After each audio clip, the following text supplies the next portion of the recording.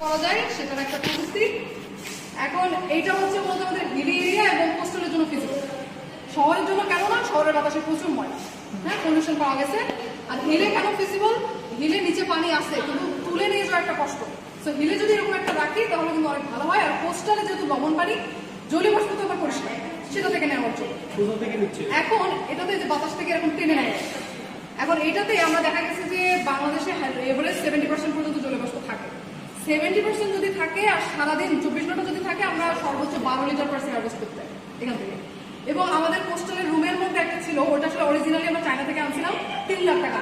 পরে আমাদের team, electrical team, তারা এটা বানায় আমাদের প্রায় 25,000-এর মতো খরচ পড়ে। কিন্তু দেখা যায় যেটা পোর্টেবল না, এটা তো চলাফেরা করা সমস্যা। তখন এক্সিওন স্টার্টআপ যে কোম্পানি আছে তাদের সাথে আমরা একটা তৈরি করছি যেটা পোর্টেবল, ফেলে নিয়ে যাওয়া যায়। এটা খরচ আনছে আমরা 13,000, তাও আমরা চেষ্টা করছি 10-এর নিচে আনাদের কিনা। তারপরে এক্সিওন আমাদের পেটেন্ট লাগায় বাজারে ছাড়তে পারবে, বিক্রি করতে পারবে। এটা একটা ভালো উদ্যোগ, কিন্তু আপনি নিজে যেটা বললেন যে